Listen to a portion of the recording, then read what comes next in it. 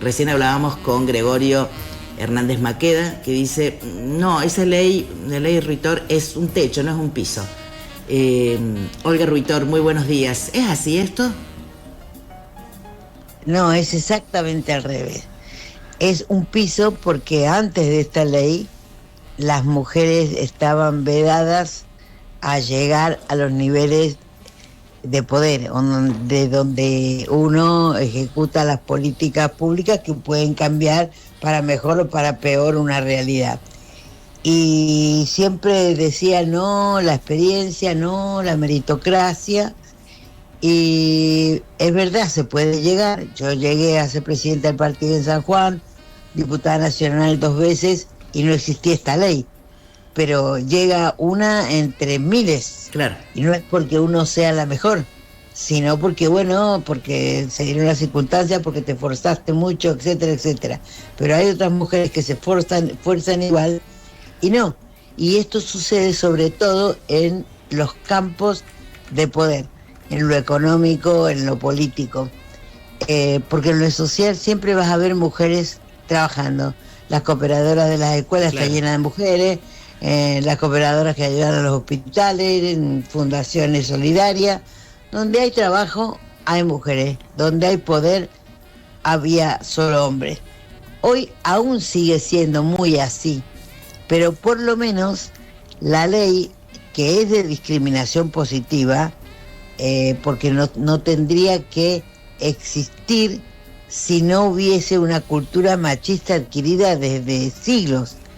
Porque si vos analizás la historia, vas a ver la cantidad de mujeres escritoras, escultoras, científicas, que para poder exponer sus trabajos firmaban con el nombre de hombres porque estaba prohibido el acceso a la educación, a las artes, a la música, etcétera. Olga, te quería preguntar, sí.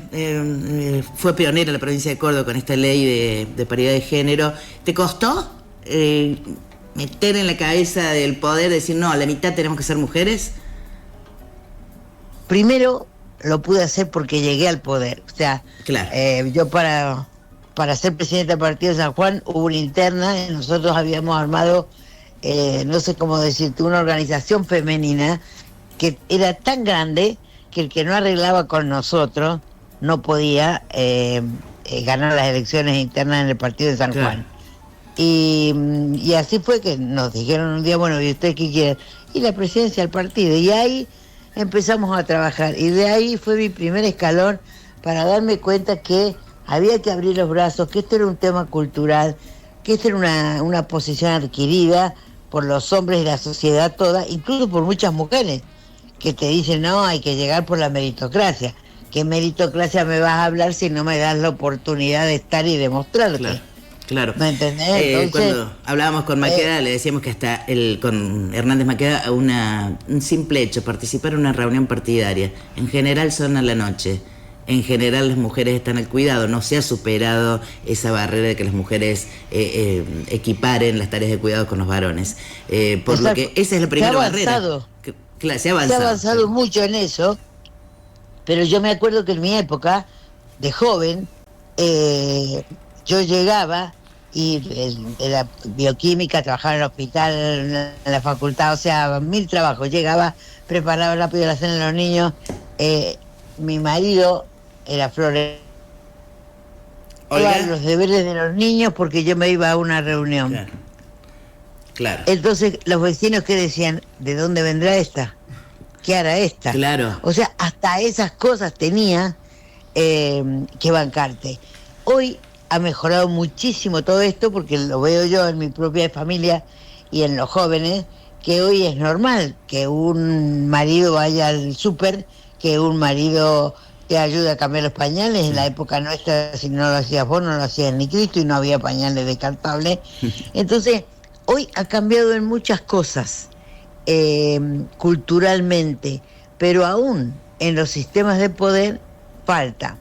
Yo me acuerdo que hace más de 22 años que esta ley la hicimos en Córdoba, 20 años antes que saliera la nacional, y en esa época, si vos analizabas, no había en los colegios profesionales ninguna mujer que fuera la presidenta del colegio de Sí. arquitectos, del colegio de ingenieros, del colegio de abogados.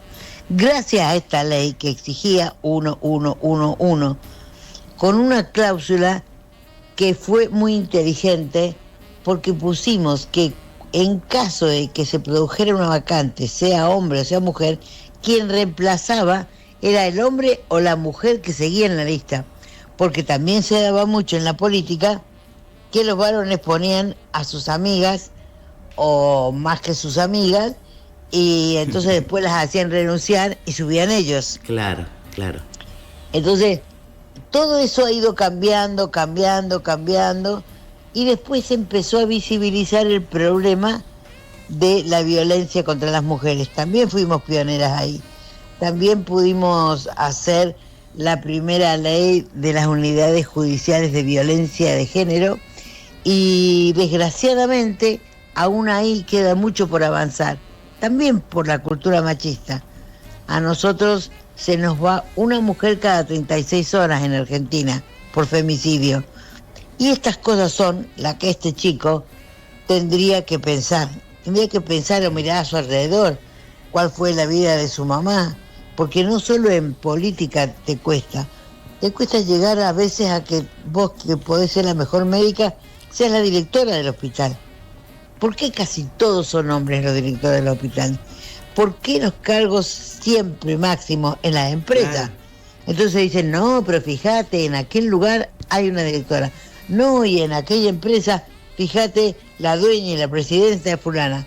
Pero seguimos contando con los dedos de la mano las mujeres que están y que llegan. El día que esta cultura machista desaparezca, la ley no va a ser necesaria, pero va a ser natural que vos veas mujeres en todos los poderes del Estado, en todos los cargos de directora, de presidentes, etcétera, de cualquier área, porque sería una cosa natural. Hoy todavía decimos, mira qué bien, una mujer allá, una Claro. mujer por acá. Todavía es Las contás noticia. con los dedos. Claro. Todavía es noticia. Claro. Olga, Entonces, vos sabés esto que es lo que es. pasó aquí en una elección municipal, no recuerdo el año, la gente del Movimiento Socialista de los Trabajadores tenía un candidato a intendente varón y una lista de concejales integrada mayoritariamente por mujeres. El juez federal de entonces, ex juez Roque Ramón Rebac, estaba al frente de la Junta Electoral Municipal y dijo, no, esta lista no la vamos a autorizar porque no cumple con la ley Ruitor. Tiene más del 50%, que es un poco el espíritu de lo que expresa González Maqueda diciendo que es un piso. ¿Por qué cree que hay hombres que interpretan la ley de esa manera si en la letra uno no encuentra ni un indicio que va por ese lado? Yo creo que es porque de ellos y de si nadie habla y no los conocen. Entonces, tocar un tema tan sensible como es la postura de derogar esta ley, a ellos les da micrófono y la gente se entera que hay un concejal, un diputado que se llama fulano de tal. Porque yo creo que no saben de qué manera hacerse conocer, porque no tienen ni idea o porque son muy inútiles.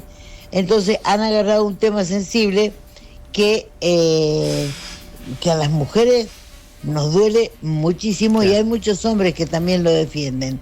Entonces yo le preguntaría a este muchachito que siempre habla de la meritocracia, ¿quién le tomó el examen para decir que él estaba capacitado para ejercer el cargo que tiene? ¿Cuál fue ese partido lleno de hombres y de mujeres que hicieron un examen y lo eligieron a él para que fuera? Se fue al dedo. Entonces, a ver, ¿cómo es?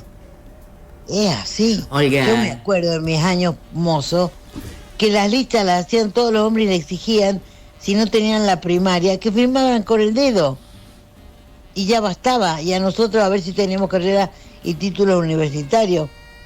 No, a mí no me la pueden contar porque de los 17 años que estoy en política y las he vivido a todas las discriminaciones de todo tipo.